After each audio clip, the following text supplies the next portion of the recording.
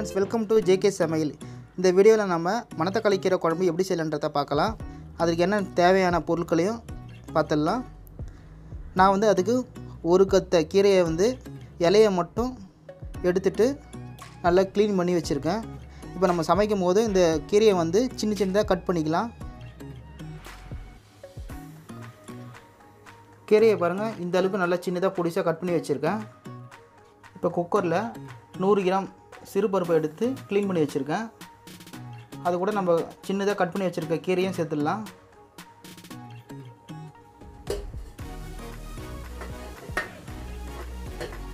இரண்டு தக்காளி, 2 வெங்காயம், 5 பச்சை மிளகாய், பெரிய சைஸ் பூண்டு உரிச்சு வச்சிருக்கேன். இப்போ இது எல்லாத்தையும் வந்து நம்ம கீரை கூட சேர்த்துக்கலாம்.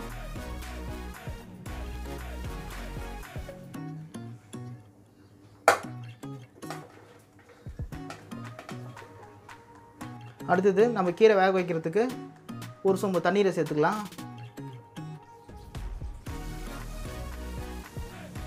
அவ்வளோதான். இப்போ வந்து கீரை வேகட்டும். இப்போ குக்கரை மூடி போட்டு ஒரு 3 விசில் வர வரைக்கும் வேக வச்சு எடுத்துக்கலாம்.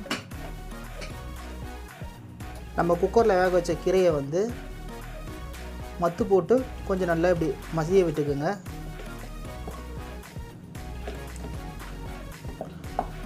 மண் சட்டி இருந்தால் கூட அதில் போட்டு நம்ம மசியும் போது இன்னும் கொஞ்சம் குயிக்காக நம்ம மசிச்சு எடுத்துடலாம் கீரையை. அப்படி இல்லை கட்டி கூட பரவாயில்ல, நம்ம குக்கர்லேயே மத்து போட்டு கொஞ்சம் நல்லா மசிய விட்டுருங்க.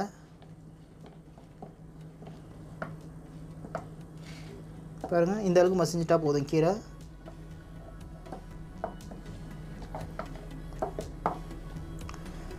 அடுத்தது நம்ம குழம்பு எப்படி செய்யலான்றதை பார்க்கலாம். இப்போ கடாயில் நம்ம 3 டேபிள் ஸ்பூன் ஆயிலை சேர்த்துக்கலாம். ஆயில் கொஞ்சம் சூடான பிறகு 1/4 ஸ்பூன் கடுகு உளுத்தம் பருப்பு சேர்த்துக்கோங்க. கடுகு கொஞ்சம் பொரியுது.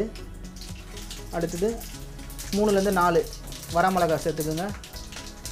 அடுத்து 1 டேபிள் ஸ்பூன் வடுவத்தையும் சேர்த்துக்கோங்க.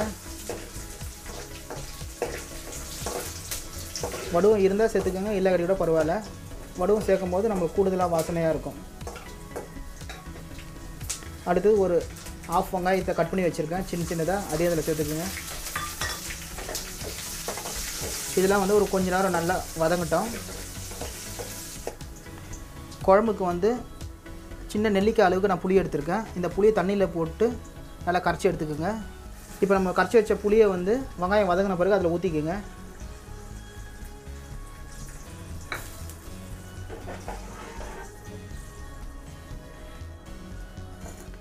இப்போ நம்ம ஊற்றுற அந்த புளி கரைசல் வந்து ஒரு 2 நிமிஷம் வரைக்கும் கொதிக்கட்டும்.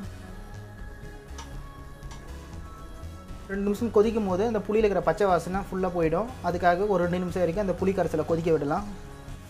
பாருங்கள், 2 நிமிஷம் ஆகிடுச்சு. புளி கரைசல் நல்லா சலச்சலன்னு கொதிச்சிச்சு. இப்போ நம்ம கரைஞ்சி வச்சுருக்க கீரையை அதில் சேர்த்துடலாம்.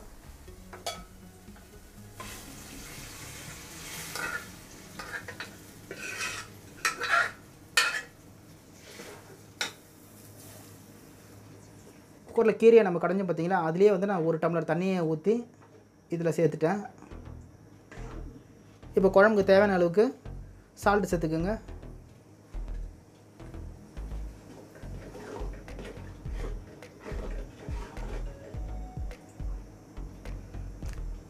அவ்வளோதாங்க. இப்போ குழம்பு வந்து 1 நிமிஷம் வரைக்கும் கொதிச்சாலே போதும்.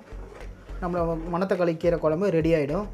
இந்த கீரை வந்து உடம்பு சூட்டை குறைச்சி உடம்பை வந்து குளிர்ச்சியாக வச்சுக்கிறதுக்கு ரொம்ப யூஸ்ஃபுல்லாக இருக்கும்.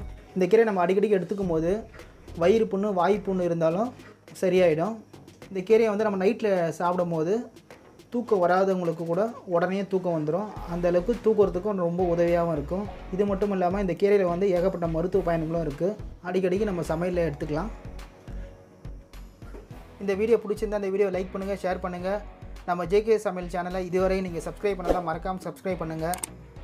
அப்படியே பக்கத்தில் இருக்க பெல் பட்டனையும் ப்ரெஸ் பண்ணுங்கள். அப்போ தான் நாங்கள் அப்லோட் பண்ணுற புது வீடியோக்கள் உடனுக்குடன் உங்களுக்கு நோட்டிஃபிகேஷன் வந்து கொண்டே இருக்கும். மீண்டும் அடுத்த ஒரு வீடியோவில் சந்திப்போம். தேங்க்ஸ் ஃபார் வாட்சிங்.